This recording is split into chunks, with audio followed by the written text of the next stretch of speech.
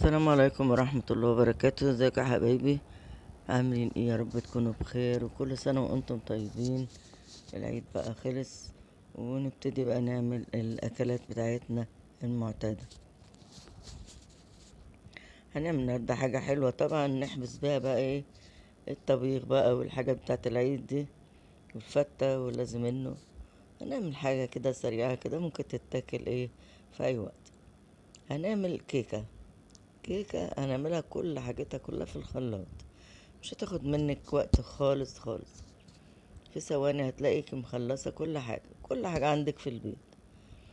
عندي مقدار اهو، عندي كوباية سكر كبيرة يعني بمقدار كوباية ونص من المج بتاع الشاي، او كوباية وربع يعني تقريبا كده.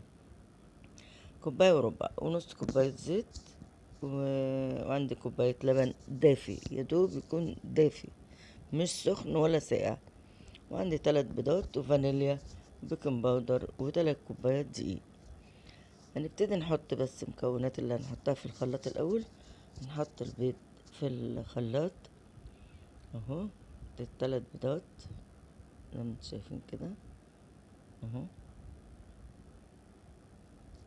نحط عليها السكر اهو، كوباية وربع سكر. نحطهم حتى بالتدريج عشان ايه متقلش على الخلاط، بس حطهم ايه واحدة واحدة كده وابتدي اضرب. لما انت تعملي كده الخطوة دي فبتخليه ايه لون الخليط بتاعك يبقى فاتح يعني. ابتدي بقى احط الفانيليا طبعا عشان ايه عايزة احطها على البيض عشان زفرت البيض طبعا.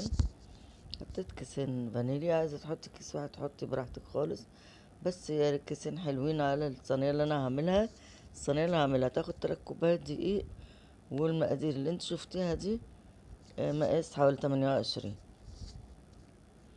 تطلع كيكة كده حلوة محترمة كده. ابتدي ايه حطيت بقية السكر وابتدي اضرب الخلاط تاني. انا عايزة اللون يبقى فاتح. كل ما تضربي يعني اخلي مثلا بتاع 5 دقايق كده. وبعد كده حطيت كوباية اللبن اهو، وابتدي اضرب. وضربت اللبن الاول وبعد كده احط الزيت، نص كوباية الزيت، وابتدي اضرب الخليط كله تاني اهو.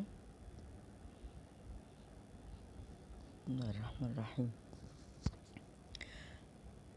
اضربي خالص خالص كده لما تلاقيه بقى لونه ابيض كده معاكي، اركنه بقى على جنب. وابتدي اعمل الخطوة اللي بعد كده.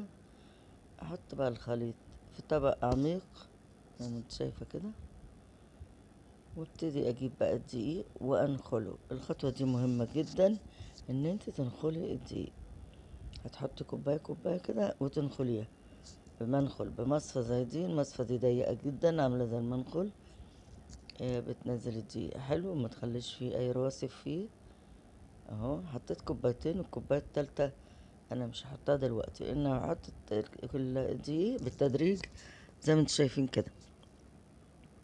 هبتدي بقى انخل كده وارفع ايدي كده لفوق بس شوية عشان عايزة ايه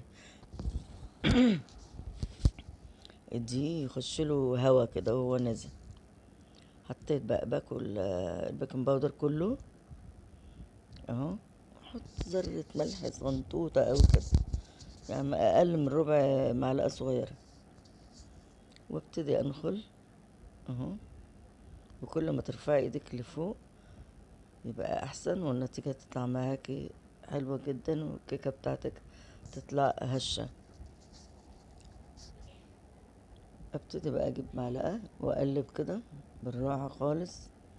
طبعا كده انا الفيديو كمان متسرع، انا يعني بقلب ببطء اكتر من كده. بتتهيألك ان انا بسرع لكن انا ايه مسرعة الفيديو اصلا. فانا بقلب بالراحة بالراحة على قد ما تقدري عشان الهواء اللي نزل مع الدقيق وانا بنخله ما يروحش مني. بص كده. ابتدي بقى احط الكوباية التالتة اهو، وانخلها برضو بنفس الطريقة اهو. والخطوة دي مهمة جدا، حكاية ان انت تحط الدقيق بالتدريج ويتنخل خطوة مهمة قوي لنجاح الكيكة. خلاص كده، خلاص كده اهو. خلصت التلات كوبايات، ابتدي برضو اقلب كده في اتجاه واحد، وتقلبي بالراحة، تقلبي بالراحة جدا. انا كده زي ما قلتلك ان الفيديو مسرع، لكن هتلاقي ايدي في الحقيقة ماشية بالراحة جدا جدا اهو. كده اقلب كده، واخد الدقيق اللي في الاطراف كده اهو، وابتدي تقلبي كده لما ميبقاش فيه ايه اي تكتلات خالص خالص في العجينة، تبقى كريمي كده حلوة. خلاص كده، خلاص كده قلبنا ايه الخليط بتاعنا. عجينة الكيكة خلاص كده خلصت. هجيب صينية وادهنها زيت او زبدة اللي موجود عندك، وابطنها بدقيق. تبطنيها بدقيق ازاي؟ انت بترشي بايدك كده دقيق، وتنزلي الدقيق على الحروف ارضية الصينية، وبعد كده تاخديها على الحوض، تقلبيها كده وتخبطي عليها عشان لو في دقيق زيادة ينزل. اه شايفة متبطنة كلها بالدقيق ازاي؟ اه شايفة الدقيق فين لحد فين؟ لحد فوق، ما تخليش حتة ما فيهاش دقيق. خبطيها خبطتين كده وتاخديها على الفرن، وان شاء الله تطلع جميلة وحلوة. خلاص عدى حوالي 25 دقيقة وطلعت بالشكل اللي انتوا شايفينه ده. بسم الله ما شاء الله، الله اكبر. بص عاملة ازاي، اختبرها قدامك اهو بالعود الخلة اهو. شايفة طالع زي الفل، معنى كده ان هي استوت سوا حلو جدا. انا سبتها شوية في الفرن عشان ما تهبطش مني قبل ما اطلعها، يعني سيبها بتاع 15 دقايق كده، وبعد كده تطلع. بصي طرية ازاي وجميلة، بصي الحلاوة، بسم الله ما شاء الله، الله اكبر على الجمال. ابتدي اقطعها لان انا هي هديت شوية، ما تقطعهاش وهي سخنة، ما تحاوليش تقطعيها وهي سخنة. قطعيها بقى بالطريقة اللي تعجبك، قطعيها مثلثات، قطعيها مربعات، قطعيها بالطريقة اللي تريحك في طريقة التقديم بتاعتك، دي فيها حرية. انا قطعتها كده عشان هي صينية مدورة، قطعتها زي تقطيعة البيتزا كده، مثلثات كده زي ما انتوا شايفين، عشان اما اطلعها الحتة قدامك تطلع كده ايه، من اول الحرف لحد جوه عشان تشوفي الشكل. بسم الله الرحمن الرحيم، بسم الله الرحمن الرحيم. اللهم صل على النبي، اللهم صل على النبي. بص المنظر، بص هشة ازاي وجميلة، بص لدرجة ان هي عاملة فتحات ازاي من كتر ما هي هشة. بص، بص الحلاوة، بص الهشاشان اللي فيها، بسم الله ما شاء الله. طلعت جميلة جدا جدا، ومستوية من تحت ومن فوق. ونبتدي بقى ايه نقدمها لحبايبي او حبايبك بألف هنا وشفا. واللي مشتركش في القناة بعد اذنكم بقى يشترك، عشان تاخدوا مننا كل جديد.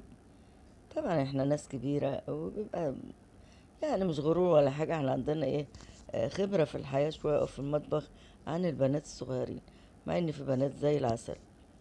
عايزين بقى لايكات كتير وشير كتير، واقول لكم السلام عليكم ورحمة الله وبركاته.